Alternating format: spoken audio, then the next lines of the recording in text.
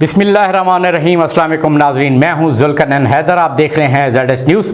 नाज़रीन, आज इंतहाई अहम खबर जो कि बैनुल-अक़वामी दुनिया की ज़ीनत बन चुके हैं, उस हवाले से आपसे डिस्कस करते हैं और उस खबर से पाकिस्तान को क्या नुकसान पहुंचेगा, क्या फ़ायदा पहुंचेगा और हमने यानी पाकिस्तान ने करना क्या है, उस हवाले से भी आपको बताते हैं और सिर्फ़ फैक्ट्स एंड फिगर के तहत आपको बताएंगे।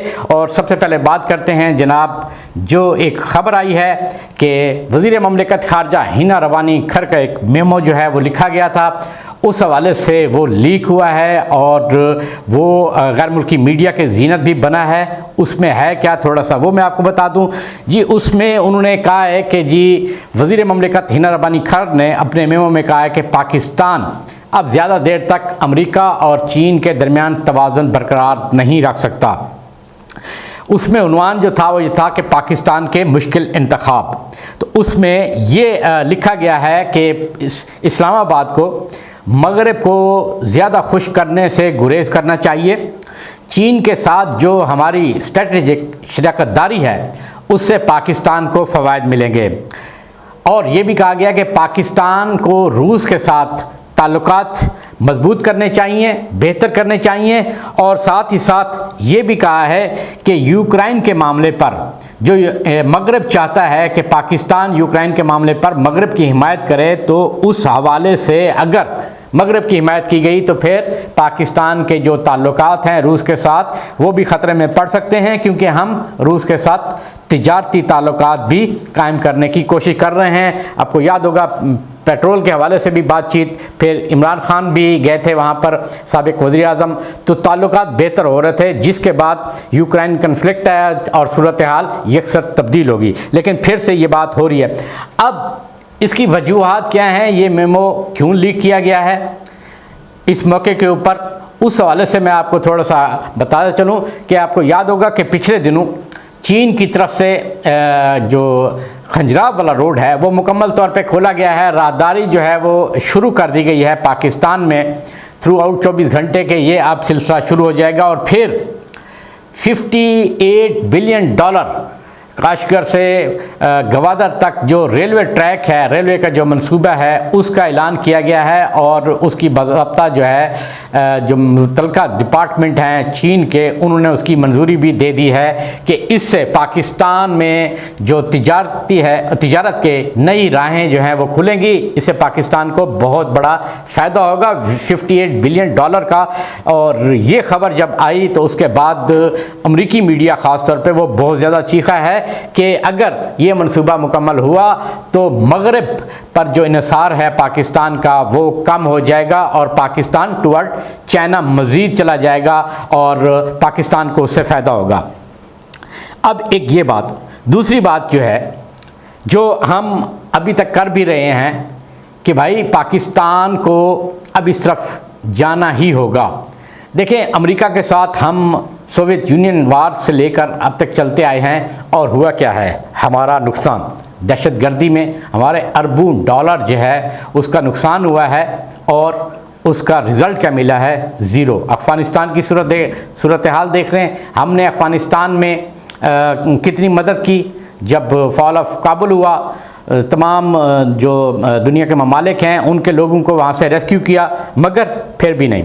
और पाकिस्तान को अमेरिका चाहता है कि वो मज़ीद स्ट्रॉन्ग आर्म करे अपने मफाद के लिए, ज़ाती मफाद के लिए। हमें उससे क्या मिलेगा, हमें उसका क्या फ़ायदा है, हमें तो कुछ नहीं है।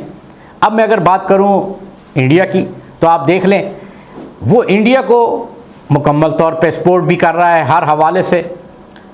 भारत के जो भी इक़दामात हैं उस पर वो खामोश रहता है।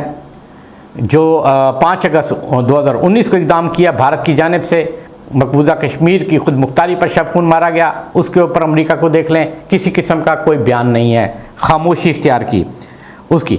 अब सूरत हाल ये है कि मकबूजा कश्मीर के अंदर G20 कॉन्फ्रेंस जो है वो होने जा रही है, तो उस पर चंद ममालिक ने यानी शिरकत करने से माजूरी ज़ाहिर की और उन्होंने कहा कि ये मतनाज़ा इलाका है तो वो इसमें नहीं जा सकते। तो फिर एक अचानक से आसमानी बिजली गिरती है और उनके आर्मी जवान जो हैं वो मारे जाते हैं, उसका इल्ज़ाम पाकिस्तान पे लगा दिया जाता है कि जी ये पाकिस्तान G20 कॉन्फ्रेंस को सबूताज करने की कोशिश कर रहा है। यानी हर मामले पे हम पे इल्ज़ाम लगा दिया जाता है। हम अमेरिका के लाए शुरू से लेकर अब तक, अमेरिका इस पर भी खामोश।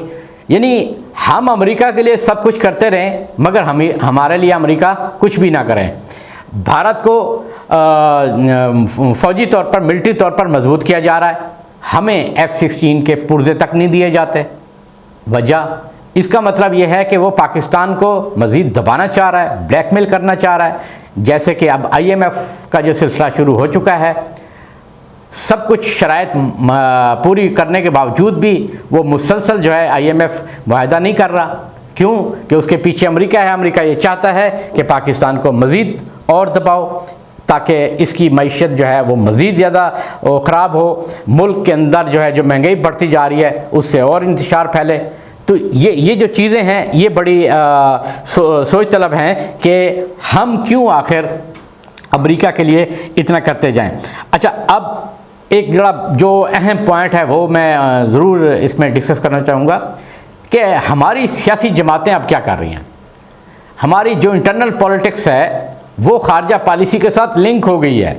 अब वो कैसे लिंक हुई है वो मैं आपको बता देता हूँ कि अब सियासी जमातें जो हैं वो खारजा पॉलिसी को अपने सियासी ज़ाती एजेंडे के लिए, उसकी तकमील के लिए उसको इस्तेमाल करना शुरू कर दिया है। वो कोई भी जमातों में एक जमात की बात नहीं कर रहा, वो सारी जमातें जो हैं वो इसी तरह कर रही हैं कि यानी अगर अमेरिका जो है वो पाकिस्तान के एंटी काम करता है तो फिर वो शुरू हो जाते हैं। चाइना के साथ वो हो तो फिर जी अमेरिका को नाराज़ कर दिया। कोई कहता है चाइना को क्यों नाराज़ किया, कोई कहता है अमेरिका को क्यों नाराज़ किया, जी उसको राज़ी रखो, उसको राज़ी रखो। यानी ये हमारी सियासी जमातें हैं जो इनको चाहिए कि भाई सब इकट्ठे हो जाएं। इस वक्त जो सूरत हाल है वो आप देखें, उस पर सब जमातों को इकट्ठा होना चाहिए, उसकी ज़रूरत है। अच्छा, अब हम अगर बात करें कि भाई हमें पाकिस्तान को करना क्या चाहिए, हम क्या चाहते हैं, पाकिस्तान क्या चाहता है। अगर अमेरिका की बात करें तो हम क्या चाहते हैं। देखिए, चाइना के साथ अगर हमने शराकतदारी की है तो भाई उसका फ़ायदा जो है वो हमें मिलना है। अब मैं 4-5 पॉइंट हैं वो डिस्कस करना चाहता हूँ। एक ये कि भाई हमारा दहशतगर्दी के हवाले से जो जंग है वो हमारी नहीं थी, वो अमेरिका की थी। उसमें हम अलाय बने अमेरिका के और अरबों डॉलर का हमारे मुल्क के अंदर नुकसान हुआ, मगर हमें क्या मिला? कुछ भी नहीं। भाई हमारे फ़ौजी जवान शहीद हुए, आम लोग शहीद हुए, 73,000 से ज़्यादा लोग जो हैं वो शहीद हो चुके हैं। तो भाई नुकसान तो हमारा हुआ, हमारा इंफ्रास्ट्रक्चर तबाह हो गया। उसके रिटर्न में हमने जब मांगा कि भाई हमें दो, हमारा खर्चा, हम आपसे कोई भीख नहीं मांग रहे, हम आपसे कोई इमदाद भी नहीं मांग रहे, हम ये कह रहे हैं जो खर्चा हुआ है एटलीस्ट वो तो हमें आप दें, वो हमारा एक मुतालबा है। फिर दूसरी बात, सीधी सी बात है कि भाई हम जो है अगर शिफ्ट चाह रहे हैं, जो इस मेमो के हवाले से वो लिंक दिया गया है, तो भाई क्यों चाह रहे हैं, उसकी भी ख़ास वजह है ना। हम यही चाह रहे हैं ना कि भाई भारत का मामला हो तो अमेरिका भारत के साथ खड़ा होता है, कश्मीर के इशू पर हमारे साथ नहीं होता। बलूचिस्तान में जो दहशतगर्दी हो रही है, जो भारत की जानब से रियासती दहशतगर्दी की जा रही है, उस पर जो है अमेरिका को चाहिए कि फौरी तौर पर भारत को शटअप कॉल दे, खामोश कराए। लेकिन मगर नहीं, वो भी खामोशी, तो हमें कोई वो नहीं है। यूक्रेन के मामले पर और रशिया के मामले पर अब अमेरिका कहता है कि जी यूक्रेन के मामले पर पाकिस्तान खोल कर आए। भाई सारी बातें आपकी क्यों माने, रूस के साथ हमारे भी ताल्लुकात हैं, तो हम क्यों ना बेहतर करें। आपने क्या किया, यानी मैं अमेरिका की बात कर रहा हूँ कि जब भारत और ईरान गैस पाइपलाइन का मामला था और पाकिस्तान से गुजरनी थी, हमें रॉयल्टी मिलनी थी, पाकिस्तान की मईशत बेहतर होती, पाकिस्तान को फ़ायदा होता, तो आपने भारत को आउट करा दिया। तो नुकसान किसको हुआ? पाकिस्तान को हुआ। अब ईरान और भारत के ताल्लुकात तो अच्छे हैं, वहाँ पर आप खामोश रहे, मगर पाकिस्तान को आपने स्नब कर दिया, यानी एक किस्म की ब्लैकमेलिंग हो रही है। फिर पाकिस्तान में जो काम करने वाली माइनिंग कंपनियाँ हैं उनको जो है आप फौरी तौर पे ढूंढ के ब्लैक लिस्ट कर देते हैं।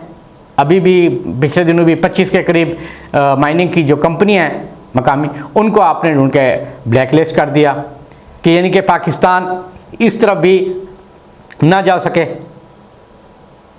यानी मैशत बेहतर ना हो। इसका तो वाज़ेह तौर मतलब यही है ना कि भाई अमेरिका नहीं चाहता, तो फिर ताल्लुकात आप किस बात के ज़ाहिर कर रहे हैं कि जी हमारे बेहतर ताल्लुकात होने चाहिए या हमें दूसरी तरफ नहीं जाना चाहिए। क्यों नहीं जाना चाहिए? ये वो वजूहात हैं जो मैं आपको बता रहा हूँ कि भाई अब हमें जो है ईरान, चीन, भारत, ठीक है, रूस, इसकी तरफ जो है वो तवज्जो देने की ज़रूरत है।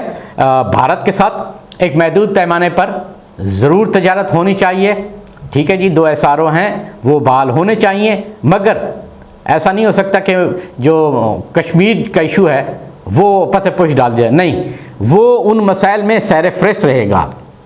अगर अमेरिका चाहता है कि जी ताल्लुकात वो पाकिस्तान के साथ मज़ीद बेहतर करना चाहता है और वो चाहता है कि जी नहीं ये अलायंस जो है हमारे साथ ही रहे, किसी और के साथ ना हो, तो फिर आए इस पर बात करें। ठीक है, भारत के साथ जब ये राहदारी शुरू होगी महदूद पैमाने पर तिजारत, तो इस पर पाकिस्तान को भी फ़ायदा होगा। देखें जी, रूस के साथ हमें बिल्कुल तिजारती ताल्लुकात को मज़ीद बेहतर बनाने की ज़रूरत है। ये हमारे ओन इंटरेस्ट में है कि हम ताल्लुकात को मज़ीद बेहतर बनाएं, और यूक्रेन के मामले पर हमें बिल्कुल उसी अंदाज में रहना चाहिए जैसे पहले भी किया था, ठीक है जी। हमें जो है अक़वाम मुत्तहिदा की जो वहाँ थी करारदाद थी, जैसे पहले था कि पाकिस्तान भी गैर हाज़िर रहा था, तो अब भी सूरत हाल उसी तरह नॉर्मल, जैसे यूक्रेन के साथ हमारे पहले से ताल्लुकात हैं, रूस के साथ ताल्लुकात हैं, हम अपने उसी ताल्लुकात की नौइयत पर ही रहें, ना कि जो मगरब चाहता है कि जी आप रूस को साइड पे कर दें और सिर्फ आप यूक्रेन के होकर रहें। नो, ऐसा नहीं हो सकता।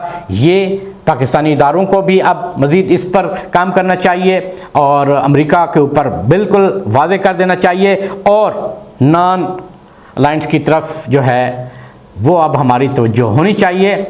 जिन ममालिक के साथ हमें फ़ायदा होता है, पाकिस्तान को फ़ायदा होता है, पाकिस्तान की मईशत बेहतर होती है, तो हमें उस तरफ ज़रूर तवज्जो देनी चाहिए। नाज़रीन, ये वो चीज़ें थी जो आज आपको बतानी थी। एक मेमो जो है वो लीक हुआ, और लीक जो है वो आपको पता है हमेशा से इस किस्म की जो चीज़ें हैं वो अमेरिका की जानिब से ही की जाती रही हैं, तो वो चीज़ें सामने आई हैं। इंशाअल्लाह एक नई एपिसोड के साथ फिर हाज़िर होऊंगा, तब तक के लिए अल्लाह हाफ़िज़।